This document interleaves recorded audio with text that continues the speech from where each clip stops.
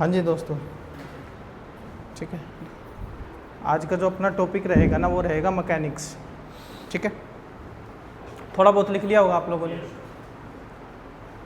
क्या पता लगा कि जो मैकेनिक्स है वो किस चीज़ की स्टडी है?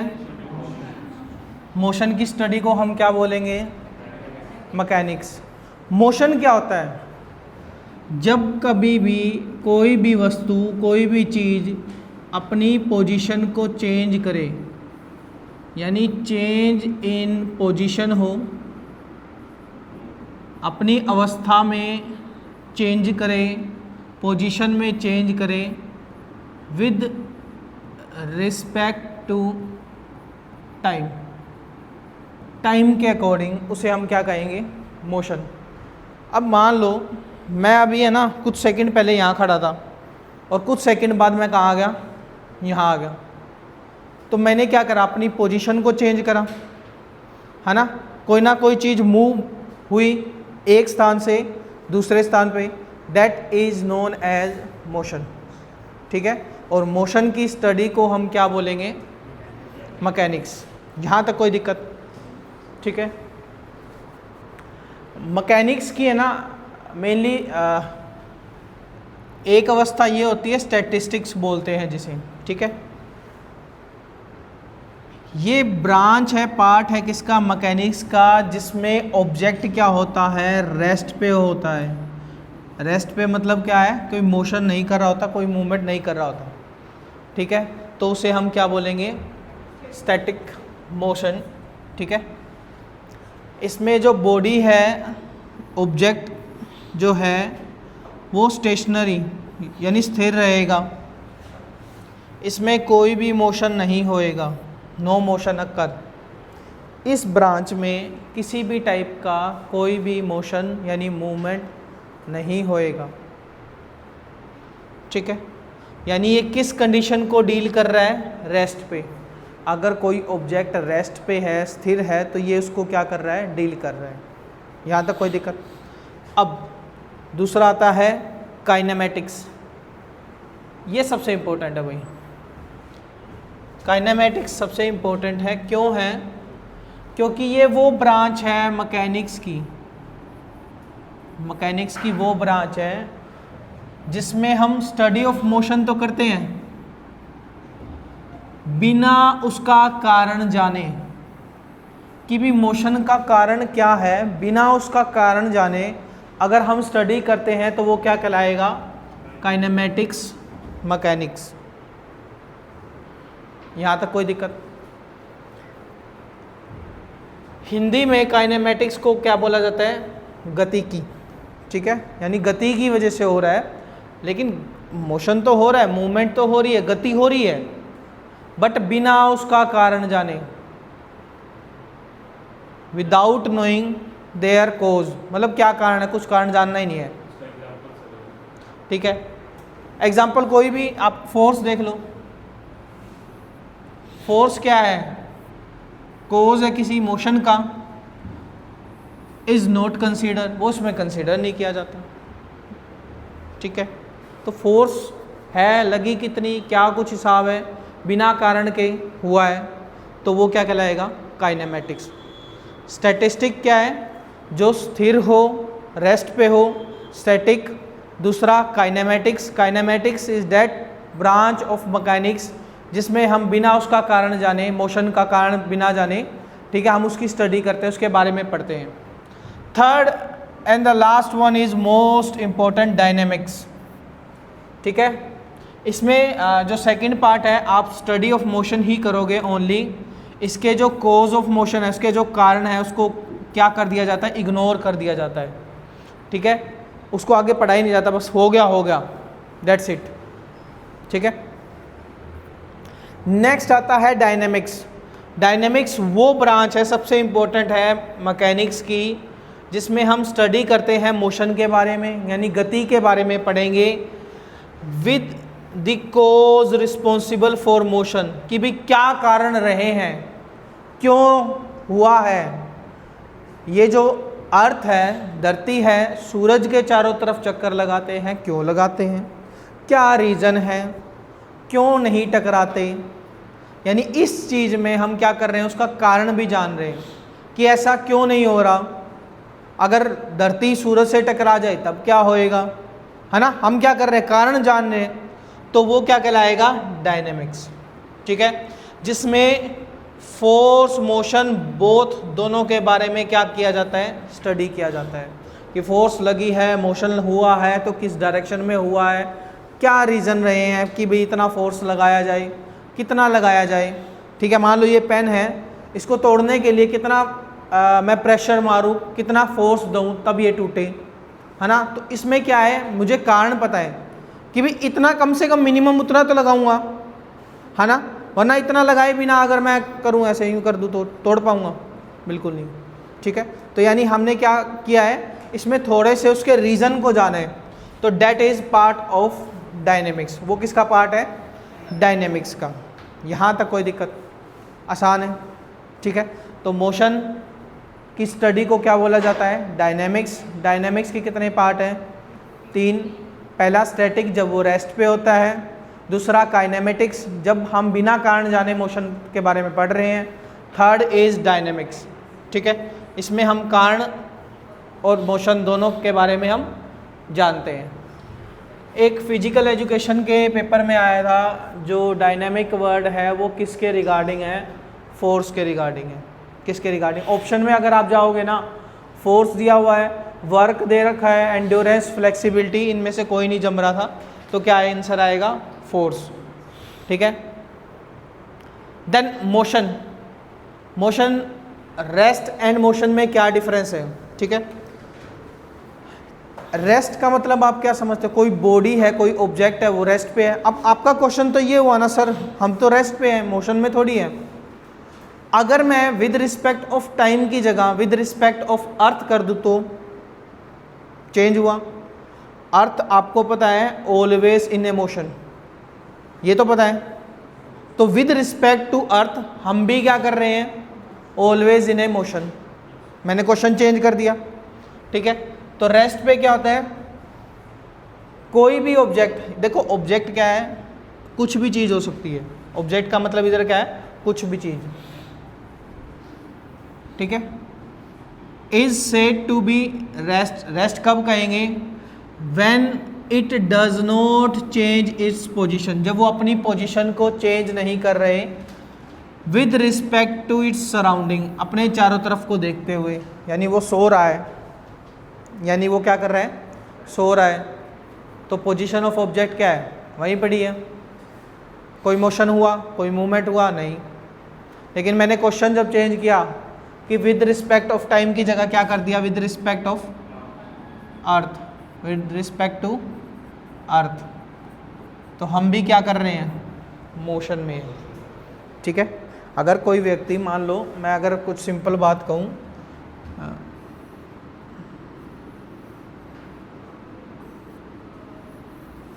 ये कोई व्यक्ति है ए, ये कोई व्यक्ति है बी, एक बस में बैठे हैं, मान लो इस डायरेक्शन में जा रहे हैं। ठीक है, अगर मैं कुछ ऑब्जर्वेशन की बात कर रहा हूँ, ये एक व्यक्ति है सी। ठीक है, किसकी बात कर रहा हूँ, ऑब्जर्वेशन की, मतलब कि भी कैसे किसकी थिंकिंग होती है। ठीक है, ये मान लेते हैं आप 100 किलोमीटर पर आवर की स्पीड से जा रहे हैं। अगर मैं क्वेश्चन में ये पूछूं कि जो सी ऑब्जेक्ट है, सी नाम का जो कोई व्यक्ति है, उसके अकॉर्डिंग ए और बी उनकी स्पीड क्या होएगी, 100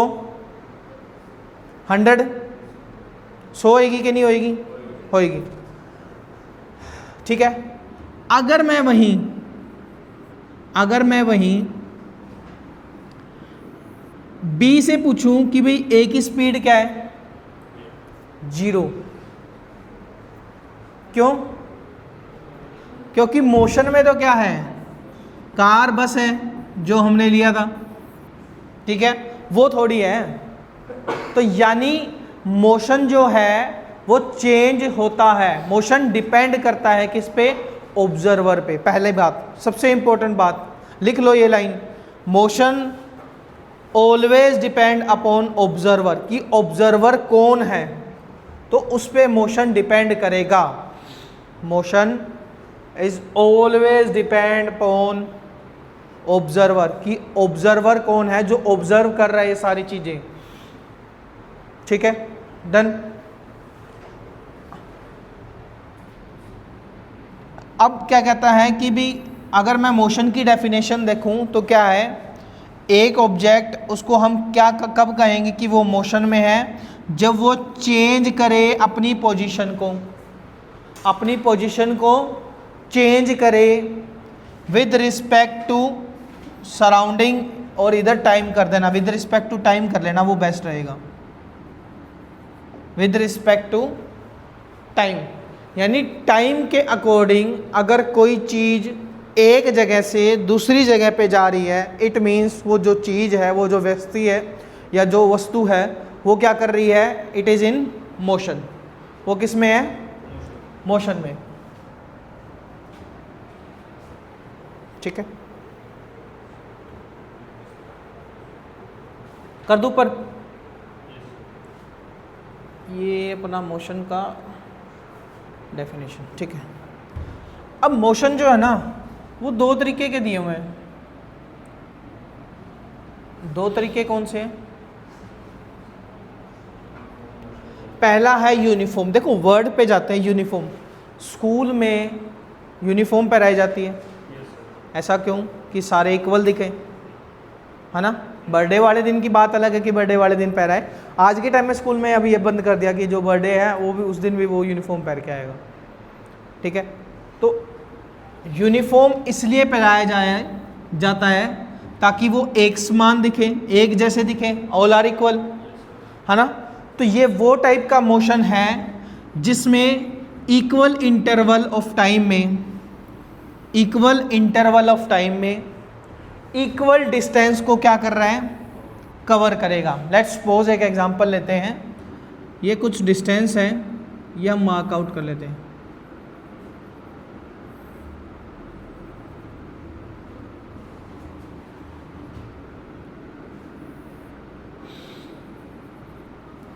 ठीक है, ये मान लेते हैं पोजीशन ए, बी, सी और डी। मान लेते हैं सारे के सारे 2 किलोमीटर का डिस्टेंस है। कितने किलोमीटर का? यहाँ से ए से बी तक जाना है तो 2 किलोमीटर, बी से सी तक जाना है तो 2 किलोमीटर, सी से डी तक जाना है तो भी क्या है, 2 किलोमीटर। ठीक है, और हर बार वो व्यक्ति क्या कर रहा है, इक्वल डिस्टेंस को कवर कर रहा है इक्वल इंटरवल ऑफ टाइम में। मान लेते हैं वो हर बार 5 मिनट में 2 किलो, ठीक है, हर बार 5 मिनट में 2 किलोमीटर चलो, हर बार 5 मिनट में ही 2 किलोमीटर को कवर कर रहा है। तो that type of motion is known as uniform motion, यानी ये वो मोशन है जिसमें हर बार वो क्या कर रहा है, इक्वल डिस्टेंस, क्या हर बार इक्वल डिस्टेंस कवर कर रहा है, हर बार इक्वल इंटरवल ऑफ टाइम में। मेरा क्वेश्चन है कि क्या रियल लाइफ में it is possible? Real life में इट इज़ नॉट पॉसिबल। मान लो आपका घर है, आप घर से चले रणभूमि के लिए, मान लेते हैं, ठीक है, यही वो चीज़ है जो आपको सिलेक्शन देगी, है ना।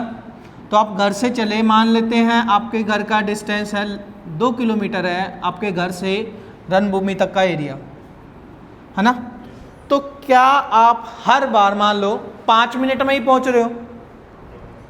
पॉसिबल है? नहीं ना, कभी ब्रेक भी मारने पड़ेंगे, है ना, कभी कुछ आ भी जाएगा, रोकना ही पड़ेगा, क्या पता फ्रेंड ही मिल जाए, आधा घंटा वहीं लग जाए, पॉसिबिलिटी है ना। तो हर बार आप यूनिफॉर्म मोशन में तो नहीं आ सकते, तो इसके अपोजिट क्या पड़ेगा हमारा, नॉन यूनिफॉर्म मोशन। क्या पड़ेगा हमारा, नॉन यूनिफॉर्म। अब कुछ बातें मैं यूनिफॉर्म में यही बता देता हूँ। इसमें जो वेलोसिटी है, वेलोसिटी के बारे में हम अभी जिक्र करेंगे थोड़ा सा आगे, लिख लो अभी। वेलोसिटी और एक्सेलरेशन क्या होएगा, इसमें 0 होएगा। वेलोसिटी रिमेन कांस्टेंट, कांस्टेंट रहेगा, हर जगह आपको कांस्टेंट वेलोसिटी देखने को मिलेगी। ये दो बातें हैं, वेलोसिटी और स्पीड अभी मैं थोड़ी देर में आपको करवा रहा हूँ तब समझ में आएगा, ठीक है। लेकिन एक बार के लिए लिख लो कि दोनों है क्या, ठीक है। यहाँ तक कोई दिक्कत, सही समझ में आया? आगे मूव करें नॉन यूनिफॉर्म की तरफ। करो करो राइट करो।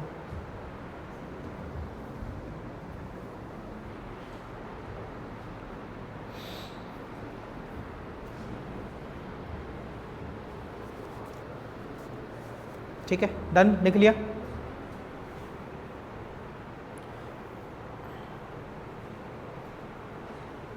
अब आता है हमारा नॉन यूनिफॉर्म मोशन। इसमें क्या दिया हुआ है? Unequal distance in equal interval of time. एक वर्ड और लिख लेना, अनइक्वल इंटरवल ऑफ टाइम। और unequal interval of time the motion is called non uniform. हाँ, इक्वल और अनइक्वल लिख लो, ठीक है, क्योंकि दोनों ही पार्ट किस में आएंगे आपके? Non uniform. अब यूनिफॉर्म का अपोजिट यानी नॉन यूनिफॉर्म, जो एक जैसा एक समान ना हो, हिंदी में असमान गति, ठीक है। अगर मैं बेसिक एग्जांपल दूं सेम उसी का ही,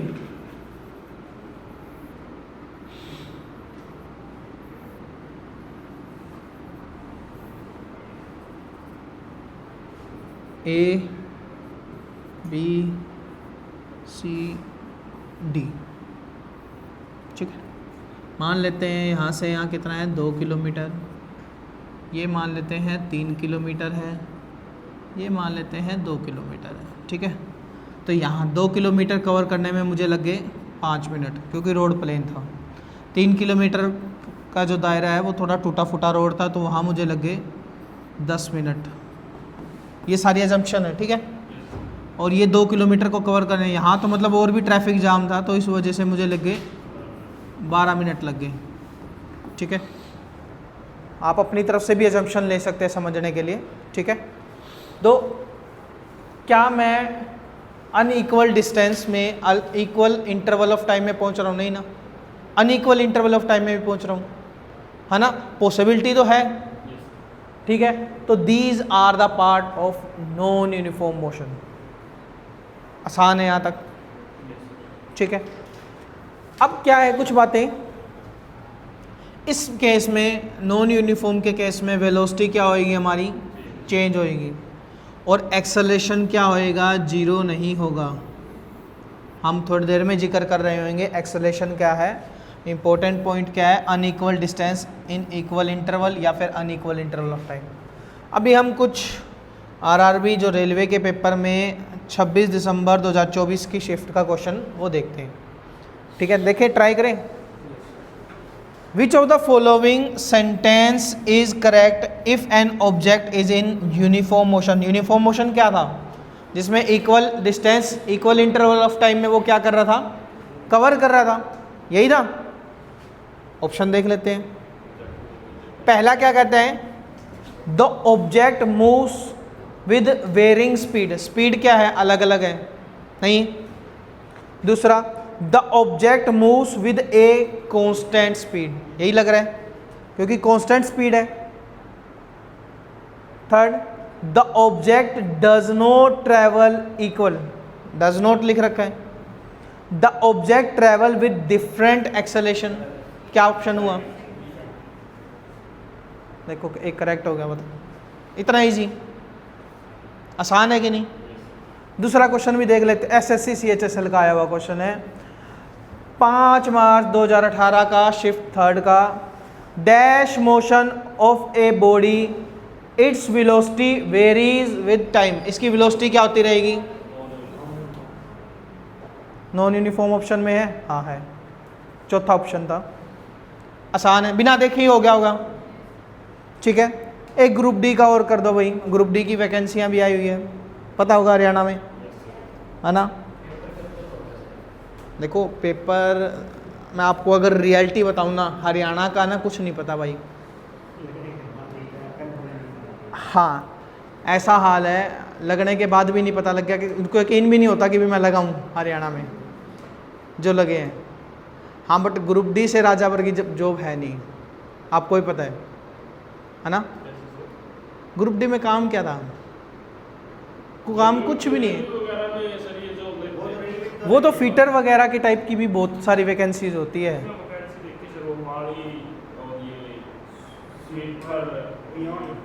ये तो है। अब मैं कुछ आपकी बात को कटाक्ष करते हुए बताऊंगा। एक होती है बेलदार, ठीक है, नहर से पानी जा रहा है, हाँ जी जा रहा है जी, ठीक है, बाकी पूरा दिन ऐश करो। नहर में पानी आया जी आया, कोई टूटी हुई मतलब नहर तो नहीं टूटी, को नहीं टूटी जी, इतनी ड्यूटी निभानी है, एक अलग से कमरा है, बैठ के पढ़ो, क्या कमी है। एक उसमें था क्या नाम है, एसपी ऑफिस में थी, जैसे 4 अलग अलग डी ग्रुप के सिलेक्ट हुए थे एसपी ऑफिस हिसार में, तो 4 बंदे थे, तो यूँ समझ लो 24 घंटे की ड्यूटी थी। वैसे सबकी 24 घंटे की थी, 4 बंदे थे तो 6 घंटे हर एक के इससे आए। और जैसे अगर 24 घंटे की भी ना माने, हम अगर माने 9 to 5 माने एक एसपी प्रॉपर एसपी ऑफिस में, ठीक है, जिसमें एसपी आता है बैठता है, ठीक है, उसमें प्रॉपर कितने घंटे की हुई, 9 to 5 की ड्यूटी हुई, तो उसमें 3 ग्रुप डी वाले सिलेक्ट थे, तो कितने घंटे पांति आए, 8 कहाँ आए, 9 to 5 की ड्यूटी है, 9 to 5 कितने हो गए, और 3 बंदों में डिवाइड कर दे 9 to 5, जिसमें से वो 2 तो छुट्टी पे रहते थे, बोला हम आएंगे यार, आज आएंगे कल आएंगे, ठीक है। मतलब आपकी बात ठीक है, कई जॉब ऐसी है जैसे PWD रेस्ट हाउस की जॉब है, सड़कों पे टेंडर दे देंगे, सड़कों पे खड़े रहो, ठीक है, लेकिन कई है कि भाई फ्राइडे सैटरडे का भी ऑफ है, जैसे कि ये बिजली विभाग में, ठीक है। तो कोई मेरे अकॉर्डिंग कोई भी जॉब माड़ी नहीं है, ठीक है। हाँ मैं उस बच्चे को ज़्यादा प्रेफर करूँगा कि जिसके फैमिली बैकग्राउंड थोड़ा वीक है, वो एक बार के लिए आप ये जॉब ले लो, एक बार ये वाली जॉब ले लो। हाँ जिसके यूँ आया यार दादा के पढ़े हैं, दादा के पापा के पढ़े हैं पैसे, तो वो व्यक्ति आराम से बाद में जॉब लेना भाई, कोई दिक्कत नहीं है। लेकिन जिसके फाइनेंशियली कंडीशन वीक है ना, जिस बच्चे की, जिसके पेरेंट्स थोड़े से मतलब अनहेल्दी है, या फिर उन पे पेरेंट्स पे ज़्यादा खर्चा हो रहा है, कुछ भी जो फैमिली डिस्प्यूट है या कुछ भी है, वो बच्चा एक बार के लिए ज़रूर से ज़रूर अप्लाई करो, ठीक है, मेरा ये मानना है ना। अगर आपके पास दादा परदादा की ज़मीन पड़ी है, कोई दिक्कत नहीं, आराम से काचे काटो, ज़िंदगी में लिखवा के लाए हो। हाँ अगर नहीं है ना जिनके, तो वो थोड़ा सा अपने फैमिली बैकग्राउंड को देखो, पहले अपना फैमिली बैकग्राउंड भी सुधारो, ठीक है, ये आप लोगों पे है, ठीक है, आप मेहनत करो, मेहनत से मत हटो, ठीक है। तो आप अभी टॉपिक से नहीं हटते, टॉपिक पे आ जाते हैं, ठीक है। एक क्वेश्चन था, हाँ ठीक है, ये हो गया SSC CHSL का क्वेश्चन था भाई 2018 का, आसान है कि नहीं। अगला क्वेश्चन है RRC ग्रुप डी रेलवे वाला, which of the following is not an example of non uniform motion. Non uniform motion का एग्जाम्पल नहीं है। एक car moving on A crowded street, एक जो गाड़ी है वो मतलब क्राउडेड एरिया में जहाँ पे लोग ज़्यादा है वहाँ पे मूव कर रही है, तो वहाँ ब्रेक तो लगेंगे, नॉन यूनिफॉर्म, ठीक है। A person jogging in A park, jogging मतलब क्या पता स्पीड क्या रही हो, हमें पता नहीं है एक बार, ठीक है। A man running a 800 metre race, ठीक है, 800 में मतलब स्पीड वेरी कर सकती है, कई बार कदम आगे भी हो जाए पीछे भी हो जाए, ठीक है। The rotation of the blade of A ceiling fan, ये जो पंखा है इसका रोटेशन, ये लगभग थोड़ा सा हमें लग रहा है कि भाई यूनिफॉर्म का एग्जांपल है ना, क्योंकि यूनिफॉर्मली घूम रहे हैं, देख लो, हाँ ठीक है। तो अपने पास ऑप्शन नंबर 4 है यही। एक आंध्र प्रदेश पुलिस कांस्टेबल 22 जनवरी 2017 का पेपर में आया था। The motion of an object is said to be uniform, किसी भी टाइप का मोशन को जो यूनिफॉर्म है किसे कहेंगे हम। एक्चुअली क्वेश्चन ये है कि किस टाइप के मोशन जो यूनिफॉर्म होएगा उसको हम क्या कहेंगे। Speed change keeping direction constant, direction जो है वो कांस्टेंट रख दे लेकिन स्पीड चेंज हो रही है, नहीं जमा। दूसरा, direction of motion change keep speed constant. क्या लग रहा है? नहीं, direction and speed change simultaneously, मतलब दोनों एक साथ चेंज कर दी। चेंज तो करना ही नहीं है, direction and speed remain constant. तो ऑप्शन नंबर क्या है? 4। कोई दिक्कत? आसान से थे क्वेश्चन, देखने मात्र से होगी। अब आता है हमारा next topic, rest and motion are relatives, मतलब कैसे इनका रिलेशन है। ये ज़्यादा करने की जरूरत है नहीं, इतना कुछ है नहीं। मैंने बता दिया था डिपेंड किस पे करता है, ऑब्जर्वर पे। ये लाइन मैंने बता दी, कोई दिक्कत नहीं है, ठीक है। देन इसके बाद ये पॉइंट मास ये छोड़ के अपने टाइप्स ऑफ मोशन पे आते हैं। अब आता है मेन मोशन के टाइप। ये लिख लो भाई, सबसे इंपॉर्टेंट टॉपिक है इस, और सबसे ज़्यादा जो पूछा जाता है ना, ये है आपका ऑसिलेटरी मोशन। कौन सा है? Oscillatory motion. सबसे पहला हम देखते हैं रेक्टिलिनियर मोशन। क्या है? रेक्टिलिनियर मोशन, सरल रेखीय गति। और हाँ, इस बार जो ग्रुप डी है उसमें 15 नंबर की साइंस बता रहे, ठीक है। जनरल साइंस जो है वो 15 नंबर की है। रेलवे के एग्ज़ाम में 25 नंबर की जनरल साइंस है। नहीं, जो मैंने ओवरऑल जो देखा है ना, पढ़ा है, तो उसमें ओवरऑल दिया हुआ है। जो आप किसी भी जो ये बुक्स वगैरह लिखने वाले हैं या फिर कुछ बुक्स छप के भी आएगी ना, तो उसमें 15 नंबर की जनरल साइंस दी हुई। हाँ, टोटल 100 नंबर का एग्ज़ाम होएगा। डायरेक्ट एग्ज़ाम क्लियर करो और नौकरी लो। एक ही पेपर है, कैटेगरी वाइज अलग अलग है। अब देखो, मैं जनरल पे कोई वो कुछ कहना चाहूँगा। इस बार हरियाणा पुलिस का उल्टा हो गया ना, जनरल की कम गई और EWS की क्या गई, इसको लेके कोर्ट में भी गए हुए हैं। तो मैं अभी हरियाणा के बारे में तो कुछ नहीं कहना चाहूँगा। अप्रोक्सीमेट भाई आपको लेने पड़ेंगे 80 नंबर, साफ सी बात है। सेफ जोन में रहना है तो 80 प्लस करो तैयारी।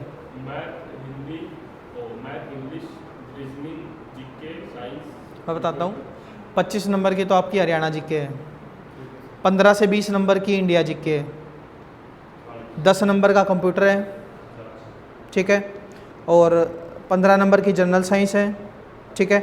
और इसके अलावा 10 नंबर की हिंदी है, और 10 नंबर का क्या है, इंग्लिश ग्रामर है, और कुछ रीजनिंग का पार्ट है, और फिर मैथ है। मैथ और रीजनिंग के दोनों के 15 नंबर लगा लो आप। हाँ, मेजर पार्ट कंप्यूटर पाएगा, क्वेश्चन तो देंगे। कंप्यूटर नहीं देंगे तो वो एनिमल हस्बेंड्री या कुछ ऐसे क्वेश्चन दे देंगे जहाँ पे मतलब अटकेगा। कंप्यूटर का नहीं है मेंशन, नहीं है तो फिर नहीं होगा, लेकिन क्वेश्चन दे देंगे तो क्या कर लोगे? जीके का पार्ट है बस। एक कांस्टेबल के पेपर में आई थिंक 2000 पता नहीं 21 पता नहीं 20 वाले में बछड़े के जन्म का टेम्परेचर पता नहीं ऐसा क्वेश्चन पूछ लिया था। तो उसमें एनिमल हस्बेंड्री के क्वेश्चन थे कुछ ज़्यादा। तो मैं यही कह रहा हूँ, मैं हरियाणा के बारे में कुछ ना कहूँ तो ठीक हूँ। सबसे पहला क्या आता है? Rectilinear motion. सबसे पहला क्या आता है हमारा? Rectilinear motion. वो मोशन जो स्ट्रेट लाइन में हो, डायरेक्ट पाथ पे हो, वो क्या कहलाएगा हमारा? रेक्टिलिनियर मोशन, ठीक है। एक जो गाड़ी है वो मूव कर रही है स्ट्रेट हाईवे पे, एक जो बाल है ड्रॉपिंग कर रही है स्ट्रेट ऑन द ग्राउंड। एक क्वेश्चन जो मैं मेरी तरफ से जोड़ना चाहूँगा कि एन आर्मी पर्सन, ये जो क्या नाम है, आर्मी पर्सन जो परेड करते हैं ये 26 जनवरी पे, ठीक है, ठीक है। तो ये भी एक टाइप का आप कह सकते हो रेक्टिलिनियर मोशन है, ठीक है। तो ये भी क्या है? रेक्टिलिनियर मोशन, क्योंकि स्ट्रेट लाइन पाथवे होता है। दूसरा आता है कर्विलिनियर मोशन, जो कर्व में हो, आर्क लाइक पाथ हो, जिसका क्या हो? कर्व्ड हो। कर्व्ड कैसे? ऐसे, ठीक है। एक जो जेवलिन थ्रो है ना, जेवलिन थ्रो कौन है फेमस? नीरज चोपड़ा, सारे जानते हैं, ठीक है। थ्रू द एयर, और एक स्केटबोर्ड कर्विंग डाउन ए रैंप। और इसमें सबसे इंपॉर्टेंट है ये ओसिलेटरी मोशन, जिसको हिंदी में क्या बोला जाता है? दोलन या कंपन गति।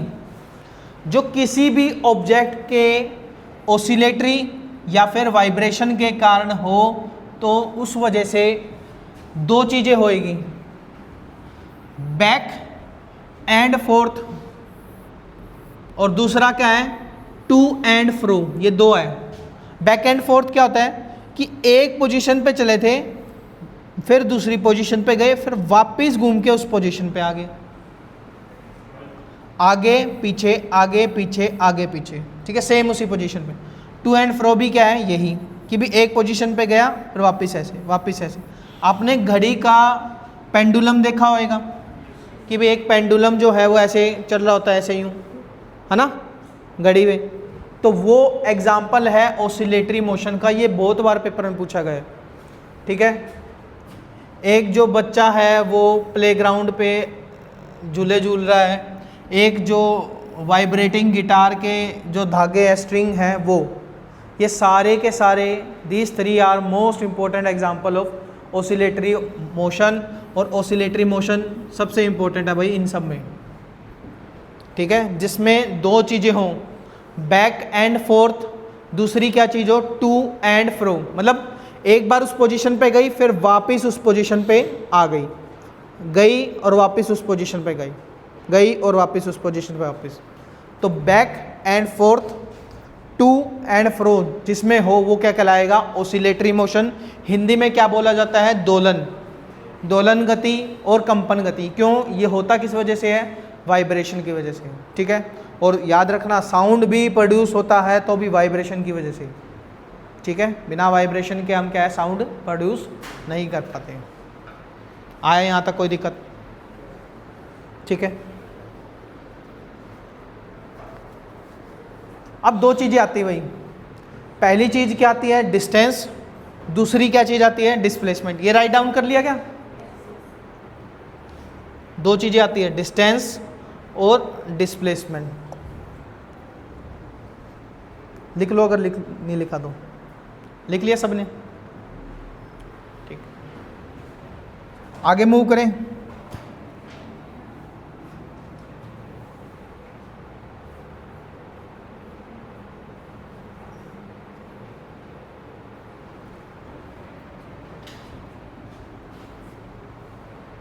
देखो, एक वर्ड है ओरिजिन। ये बताने की जरूरत है कि जहाँ से वो चीज़ स्टार्ट हुई है वो उसका क्या पॉइंट कहलाएगा? Origin point. मान लेते हैं आप लोग हो, ये आपका लोगों का घर है। मैंने क्वेश्चन में बताया कि आप होम से, घर से गए रणभूमि। कहाँ गए? रणभूमि, ठीक है। तो ये जो आपका जो घर है, ये आपका क्या है? ओरिजिन, यानी स्टार्टिंग पोजीशन। इसे हम क्या बोलेंगे? दो तीन बातें हैं, मैं इधर ही लिख देता हूँ। स्टार्टिंग पॉइंट, इसे ही बोला जाएगा, जो स्टार्ट हुआ, जहाँ से स्टार्ट हुआ ना, वो स्टार्टिंग पॉइंट, इसे ही बोला जाएगा इनिशियल पॉइंट। एक ही बात है, स्टार्टिंग पॉइंट, इनिशियल पॉइंट, ठीक है। जहां पे खत्म हुआ वो क्या कहलाएगा? Final point.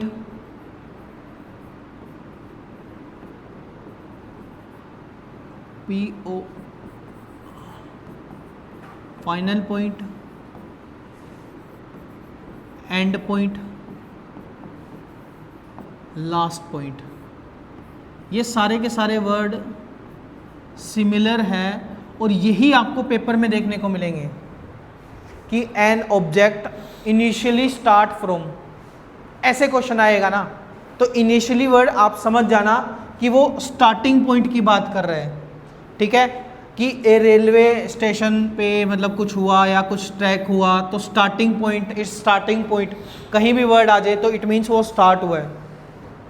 ठीक है, इनिशियल पॉइंट और starting point are same, final point, ending point और last point are the same.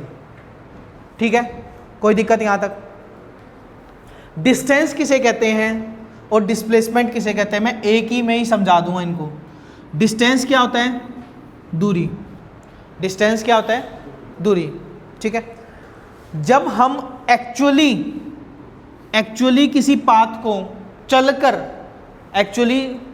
को चलकर या गाड़ी की मदद से या ट्रक की मदद, मतलब किसी साधन का उपयोग करके जिसको हम खुद देख सकें, खुद कवर करें, तो वो क्या कहलाएगी? हमारी डिस्टेंस। क्या कहलाएगी? हमारी डिस्टेंस।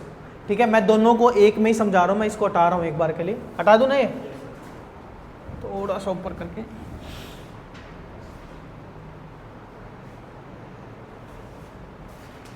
ठीक है, अब देखो,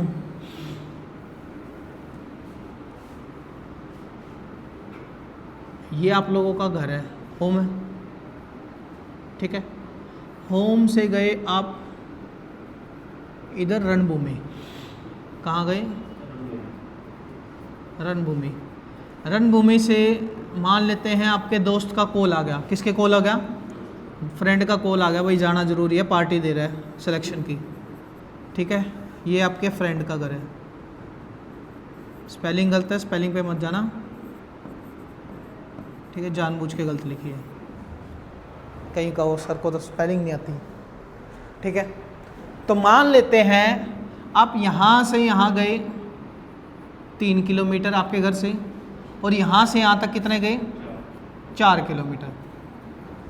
ठीक है, आया समझ में? तो इस केस में आपने कितनी डिस्टेंस ट्रेवल्ड करी? कितनी डिस्टेंस ट्रेवल करी? तो डिस्टेंस क्या होगी हमारी? 7 किलोमीटर है ना, तो किलोमीटर। ठीक है, अब नोट करो डिस्प्लेसमेंट क्या होता है। ये क्या है? एक टाइप की सबसे शॉर्टेस्ट डिस्टेंस होगी। क्या होगी? शॉर्टेस्ट डिस्टेंस, छोटी सी डिस्टेंस, शॉर्टेस्ट डिस्टेंस। कहाँ से कहाँ? इनिशियल क्या बताया था मैंने? स्टार्टिंग, शुरुआती पॉइंट। ठीक है, एंड फाइनल पोजीशन कौन सी बताया था मैंने? जो लास्ट पॉइंट है ना। तो इस केस में मेरा डिस्प्लेसमेंट क्या होएगा? निकालें। इनिशियल पॉइंट क्या यही है? आईपी लिख रहा हूं। आईपी का मतलब, आई मतलब इनिशियल, पी का मतलब पॉइंट, और ये हमारा फ्रेंड का हाउस क्या था? फाइनल पॉइंट, जिसमें वो पार्टी दे रहा था ना सिलेक्शन की। तो यहां से लेके यहां तक मैं क्या करूंगा? एक टाइप का ये एक लाइन ड्रॉ कर लूंगा। क्या कर लूंगा? एक लाइन ड्रॉ कर लूंगा। ठीक है, कोई दिक्कत? यहां तक कोई दिक्कत? क्यों? क्योंकि डिस्प्लेसमेंट क्या होता है? शॉर्टेस्ट डिस्टेंस है। कहां से कहां तक? स्टार्टिंग से लेके एंड तक की। उसके चाहे बीच में कितने पार्ट आए हो, ठीक है, चाहे वो यहां से आगे कहीं मर्जी चलेगा, लेकिन लास्ट पॉइंट यही था बस। ठीक है, आया समझ में? तो अब मुझे बताओ, आपको क्या पाइथागोरस थ्योरम ये पता लग गया आपको 3 किलोमीटर है, ये आपको पता लग गया 4 किलोमीटर, क्या आप ये निकाल लोगे? कैसे आया मैं बताता हूं। By using Pythagoras theorem, hypotenuse का square is equal to base का स्क्वायर प्लस में परपेंडिकुलर का स्क्वायर। ठीक है, हाइपोटेनियस कौन सी होगी? जो राइट एंगल ट्रायंगल होता है, ये वाला राइट एंगल ट्रायंगल, इसके अपोजिट में ये क्या कहलाएगा? हमारा हाइपोटेनियस, सबसे लंबी। ठीक है, उसके बाद चाहे आप इसे बेस मानो, इसे परपेंडिकुलर मानो, कोई फर्क नहीं है। आए समझ में? ठीक है, तो हमारे पास ये मान लेते हैं बेस कितना है? 3 का स्क्वायर कितना हो जाएगा? 3 का स्क्वायर, और ये क्या है हमारे पास? 4 का स्क्वायर। तो 3 का स्क्वायर कितना हो गया? 9, 4 का स्क्वायर कितना हो गया? 16, दोनों को जोड़ा तो कितना आया? 25। और ये क्या था? स्क्वायर था, वहाँ जाके 25 का क्या आ जाएगा? रूट। तो ये कितना हो जाएगा? 5, किलोमीटर। आया समझ में? एक बात पता लगी, डिस्टेंस क्या होता है? एक्चुअल पाथ होती है जो हमने चलकर कवर करा है, लेकिन डिस्प्लेसमेंट क्या होती है? शॉर्टेस्ट डिस्टेंस होती है। पता लगा? दूसरी बात मैंने बताया था कि एक होती है स्केलर क्वांटिटी, दूसरी होती है वेक्टर क्वांटिटी। स्केलर क्वांटिटी कौन सी होती है? जिसमें केवल और केवल क्या है? मैग्नीट्यूड है। तो आपको डिस्टेंस जो है वो कैसी क्वांटिटी है? स्केलर। डिस्प्लेसमेंट इसमें क्या है? डायरेक्शन का यूटिलाइजेशन है कि नहीं है ना? तो ये जो है डिस्प्लेसमेंट कैसी क्वांटिटी है? Vector quantity. कोई दिक्कत? 2 पॉइंट में कोई दिक्कत? इसको डिफरेंस से कर लेना भाई, तब याद हो जाएगा। ऐसे करना, इधर डिस्टेंस लिख लो, इधर डिस्प्लेसमेंट लिख लो, ऐसे करके करोगे तो याद हो जाएगा। डिस्टेंस क्या है? एक्चुअल पाथ जो हमने कवर किया है। डिस्प्लेसमेंट क्या है? शॉर्टेस्ट डिस्टेंस है बिटवीन इनिशियल से फाइनल के बीच में। यहां तक कोई दिक्कत? अब नोट करना, डिस्टेंस जो है हमेशा पॉजिटिव रहेगा। डिस्टेंस क्या है? हमेशा पॉजिटिव रहेगा। डिस्प्लेसमेंट क्या हो सकता है? एक हमने ये पॉजिटिव का केस तो देख लिया, मैं ये केस रब कर दूं, है ना? चलो दोबारा से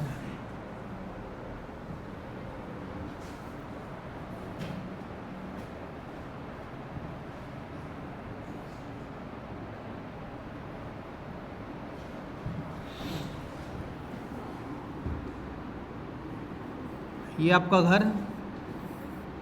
घर से गए रणभूमि, ठीक है। रणभूमि से मान लेते इधर कितना है? 3 किलोमीटर। रणभूमि से गए कहाँ? अपने फ्रेंड के घर, ठीक है। और यहाँ कितना मान लिया? 4 किलोमीटर, ठीक है। अब क्या हुआ कि आप गए घर, क्वेश्चन की बात अब, ठीक है। आप गए घर से गए रणभूमि से गए फ्रेंड के पास। फिर आपको ध्यान आया कि आप रणभूमि पे तो आपके जो बैग है वो वहीं भूल गए थे, पार्टी के चक्कर में इतना व्यस्त हो गए थे। तो आप क्या गए? पहले रणभूमि, फिर घर पे गए, ठीक है। और घर पे कोई गेस्ट आए हुए थे, तो उसके बाद क्या किया? आपको कहीं 1 किलोमीटर की दूरी पे कोई डिस्टेंस पे आपके फादर साहब ने भेज दिया कि भाई वहाँ जा, मिठाई है, मिठाई लिया। कोई आए हुए घर पे गेस्ट आए हुए हैं, बिस्कुट भुजिया लिया, है ना? वैसे तो बिस्कुट भुजिया पड़े रहते हैं, लेकिन घर पे गेस्ट आते हैं तब खत्म हो जाते हैं, यही होता है। हाँ तो कोई ना, सबके ये नॉर्मल है ये इंडिया में, ठीक है। तो आप लेने गए बिस्कुट भुजिया, ठीक है। इस केस में डिस्टेंस कितनी होगी मुझे बताओ? मैंने यहीं स्टॉप कर दिया बिस्कुट भुजिया वाले तक, बस। तो चलो मेजर करते हैं इस केस में डिस्टेंस कितनी होगी, करें मेजर, ठीक है। पहले आप स्टार्टिंग में घर से रणभूमि गए, कितने किलोमीटर था? 3। उसके बाद दोस्त के घर गए, कितना हुआ? 4। उसके बाद वापस आए रणभूमि में, कितना हुआ? ठीक है। रणभूमि से वापस कहाँ गए? घर, क्योंकि घर वालों को कॉल आ गया था, गेस्ट आए हुए हैं, 3, ठीक है। फिर आप कहाँ गए? भुजिया वाले के पास, यही हुआ। तो ये हमारी क्या हुई टोटल डिस्टेंस कितनी हुई? 7 और 1 कितनी? ठीक है। अब मुझे डिस्प्लेसमेंट निकालनी है। डिस्प्लेसमेंट निकालने का बेस्ट तरीका क्या है? मैंने स्टार्ट कहाँ से करा था? ये मेरा क्या है? Initial point. Very good, very good. ज़्यादा पढ़ा दिया क्या भाई? हाँ पता, गुस्से में आ गए, बोले लो फेंक दो, यूँ तो छुट्टी कौन करा मास्टर। हाँ भाई, थोड़ा सा ही टॉपिक है, अभी तो पढ़े हैं, टाइम पड़ा है, कोई दिक्कत नहीं है। मैं 5 मिनट लेट भी आया था थोड़ा सा यार। ये क्या है? उसका फाइनल पॉइंट, ये फाइनल पॉइंट होगा, ठीक है। और जब भी इनिशियल पॉइंट, देखो अगर नॉर्मली क्या होता है, इनिशियल पॉइंट यहाँ होता है और फाइनल पॉइंट इस तरफ होता है, लेकिन जब भी थोड़ा सा डायरेक्शन में चेंज आए और फाइनल पॉइंट क्या हो? इस तरफ हो, तो उस केस में हमारा जो डिस्प्लेसमेंट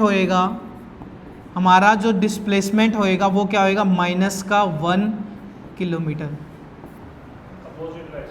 हाँ, जब भी अपोजिट डायरेक्शन में जाएगा, ये जो नेगेटिव साइन है ना, याद रखना अपोजिट डायरेक्शन को शो करने के लिए, अपोजिट डायरेक्शन को शो करने के लिए हमारे पास क्या है, नेगेटिव साइन। यहां तक कोई दिक्कत? आसान है कि नहीं? ठीक है, तो मैंने क्या बात बताई कि जो डिस्टेंस है वो हमेशा पॉजिटिव होएगी, लेकिन डिस्प्लेसमेंट कैन बी पॉजिटिव भी हो सकती है। पॉजिटिव का हमने एग्जांपल देख लिया था 5 वाला। नेगेटिव भी हो सकती है। ठीक है, अब जीरो का हम देखेंगे, अब जीरो को हम देखेंगे। उसके बाद क्या करा आपने, अब मैं क्वेश्चन को थोड़ा सा चेंज कर रहा हूं। उसके बाद क्या किया, आप भुजिया बिस्कुट लेके कहाँ चले गए, घर।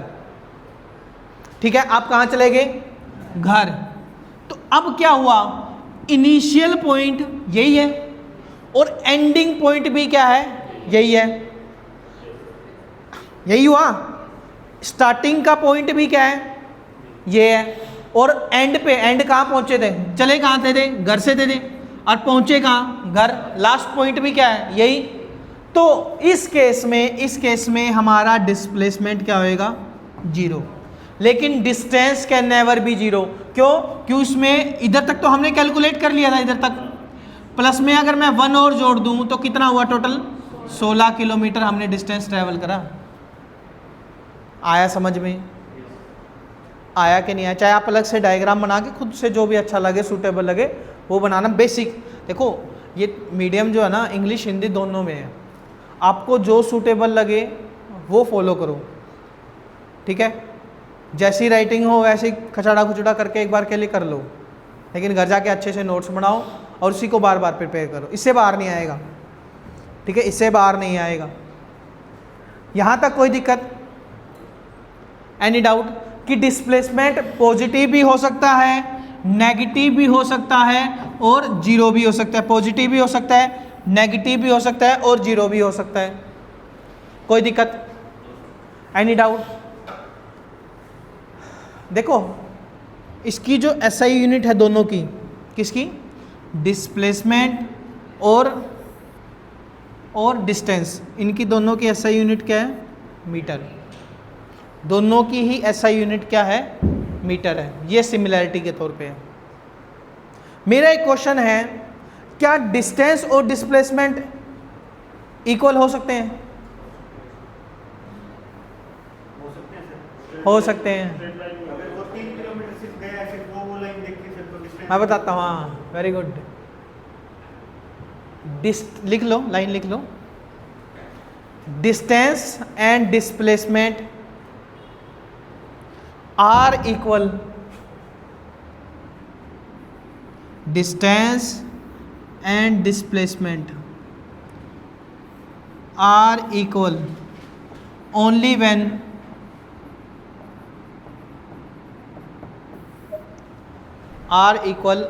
When motion is in straight line. जब भी मोशन क्या होएगा, एक स्ट्रेट लाइन में होएगा, तब वो उस केस में हमारा डिस्टेंस और डिस्प्लेसमेंट क्या होएगा, इक्वल होगा। अब मैं बताता हूँ कैसे। देखो, एक स्ट्रेट लाइन आप कोई भी ड्रॉ कर लेना, यहाँ से यहाँ गए, यहाँ से यहाँ गए मान लेते हैं, फिर यहाँ से यहाँ गए। ये कोई पोजीशन है, ये आपका घर है, घर से आप गए रणभूमि, रणभूमि से आप गए फ्रेंड के घर, फ्रेंड के घर से आप चले गए दूसरे फ्रेंड के घर। ठीक है, ये मान लेते हैं यहाँ से यहाँ 3 किलोमीटर की डिस्टेंस थी, ये 4 किलोमीटर की, ये 5 किलोमीटर की डिस्टेंस थी, क्योंकि घर वालों ने दे रखी है बाइक स्कूटी, उड़ा रखे रखते हैं हम, है ना। तो अब उस केस में स्टार्टिंग पोजीशन क्या था, ये इनिशियल पोजीशन, और मेरी फाइनल पोजीशन क्या थी, ये। तो इस केस में, इन दिस केस हमारा डिस्टेंस और डिस्प्लेसमेंट इक्वल होएगा। आया समझ में? क्योंकि मैं शॉर्टेस्ट पाथ कैसे बनाऊंगा, सीधा ही बनेगा, कोई चारा तो है ही नहीं मेरे पास, क्योंकि इनिशियल पॉइंट और फाइनल पॉइंट के बीच का शॉर्टेस्ट पाथ यही बनेगा, क्योंकि वो मोशन स्ट्रेट लाइन में। यहाँ तक कोई दिक्कत? आसान है कि नहीं? इतना इनफ है, बहुत है। चेहरे बता रहे हैं कि बहुत है ना। थक जाते होगा तुम लोग क्या?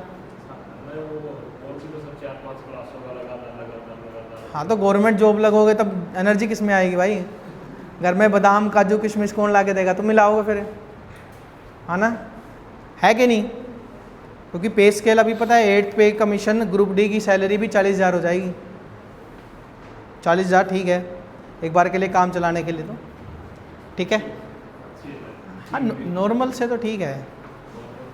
इसमें ये भी है कई जैसे जो पढ़ा लिखा स्टाफ है ना, मान लो उससे ऊपर की पोजीशन पे या क्लैरिकल कुछ ऐसी पोस्ट पे, वो यूँ कहते हैं यार पढ़ ले तू अपना, वो उतना ज़्यादा प्रेशर नहीं करते ग्रुप डी वालों पे, वो ले कर ले।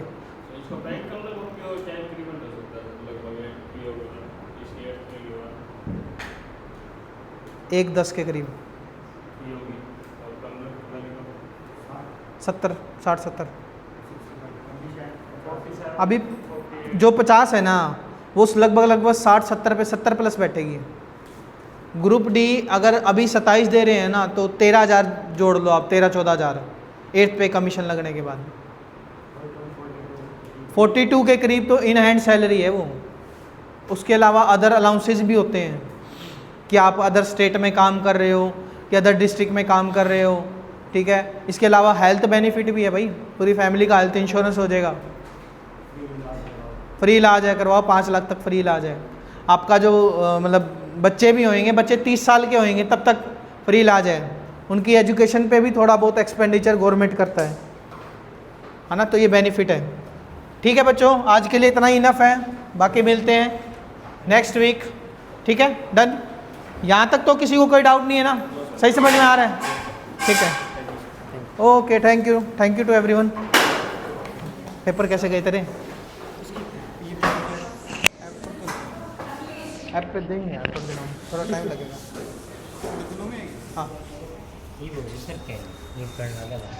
हाँ हाँ हो जाएगी 12 तो ही है कैसे? दो चीज़ तो पढ़ ही सकता है आराम से, पढ़िए सारी चीज़, लेकिन ये ना जो सिर्फ पढ़ लिया बाकी चीज़ ये तो ठीक है।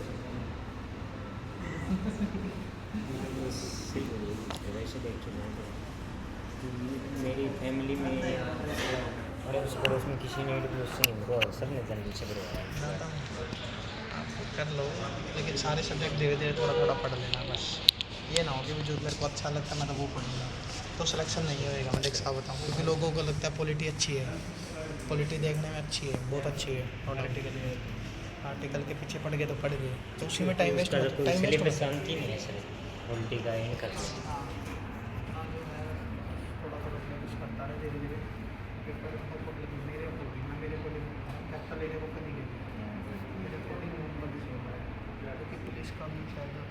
पुलिस भी फॉरेस्ट गार्ड भी है। अगस्त के बाद है ना, अगस्त कह रहे हैं, क्या तो अगस्त फिजिकली नहीं हुआ, अगस्त तक कह रहे हैं, तो अगस्त के बाद हो जाएगी।